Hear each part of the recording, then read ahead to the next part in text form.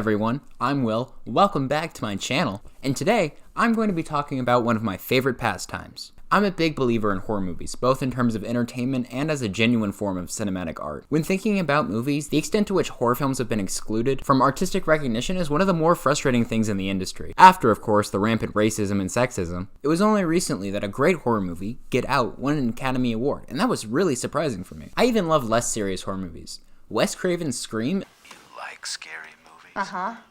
What's your favorite scary movie? Is one of my top 5 favorite movies ever made, and I think the fact that it's more of a loving parody than a genuine slasher film elevates it above a lot of the rest of the genre.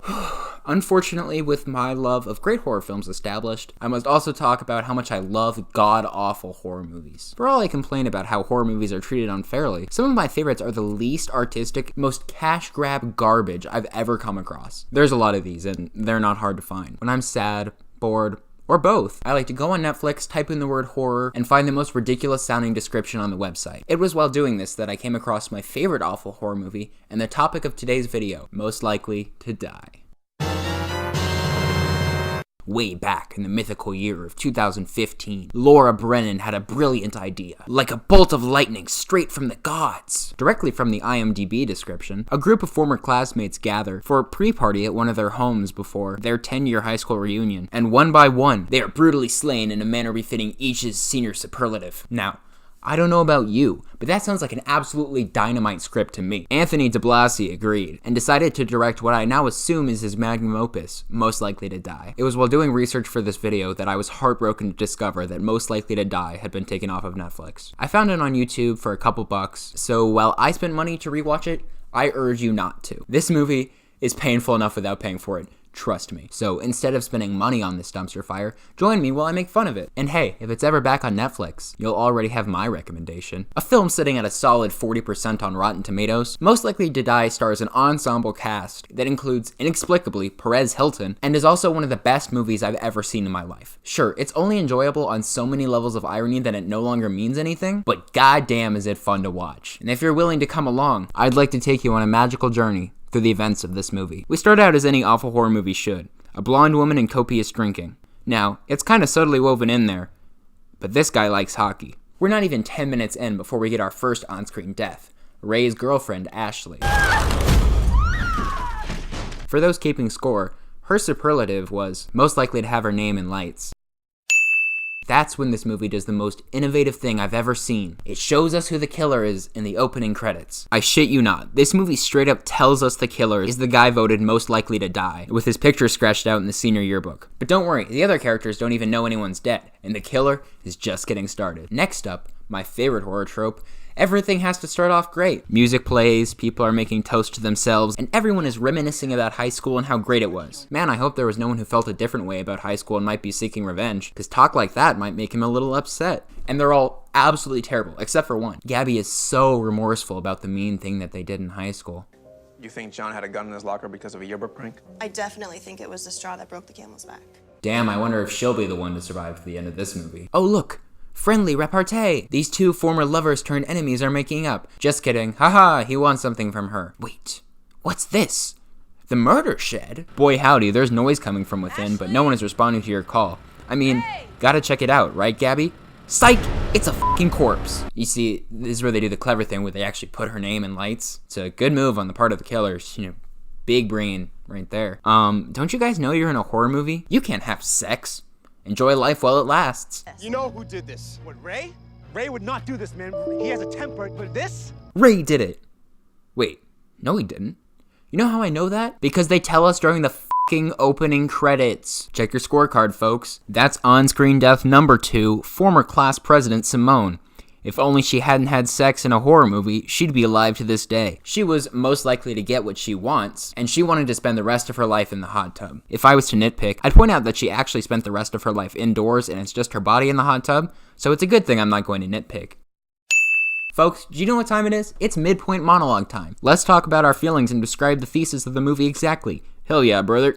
Next, a fake jump scare. You love to see it. Also, here comes another monologue. God, I love this movie so much. It's so artfully bad that I can't look away. And we're barely halfway through it. 47-minute mark, and they already figured out the movie's gimmick. Ashley's name was in lights, and Simone just got exactly what she wanted to spend the rest of her life in the hot tub. It's their most likely twos. They're metagaming their own murder nightmare. Another fake jump scare, but this time we have to deal with what I can only assume is Perez Hilton's acting. Freddie! Jesus! What are you doing? I'm having some fucking cookies! I eat when I get stressed out!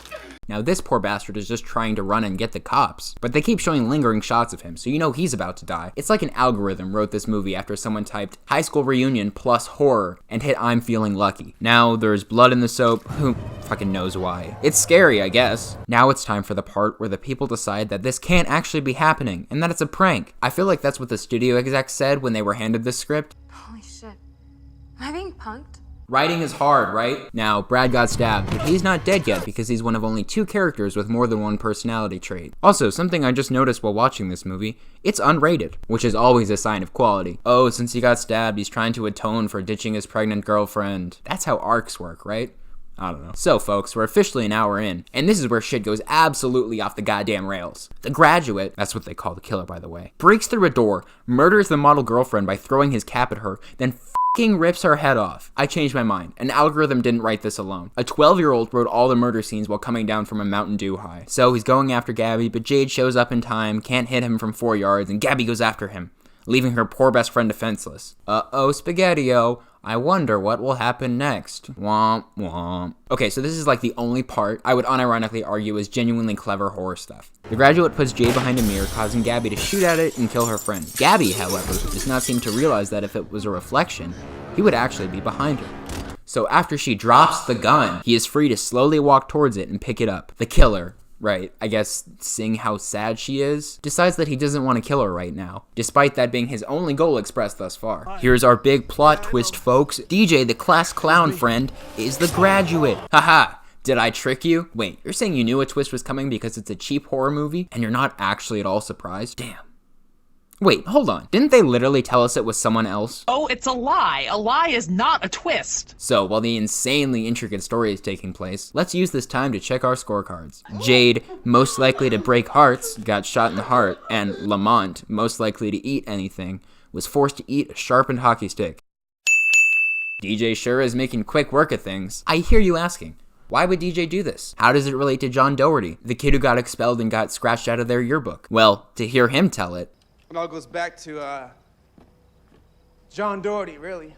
All this over a lousy picture? Nah, Freddie. We helped destroy John's life. All of us. So he reveals his plan, and the 2 people who aren't currently tied up or unconscious agree to go along with it. But get this, they're lying. Also, I can't get over the fact that the murder weapon is a goddamn box cutter. Ooh, must have looked real intimidating walking out of Michael's craft store. You'll survive. How do you know that? You're a professional poker player, not a doctor. Kind of gambling with a man's life here, Gabby. So they kill DJ, he's dead, the survivors escape. Happily ever after. Except the spirit of John Doe is there. Who f***ing knows at this point? It's time to pack it in.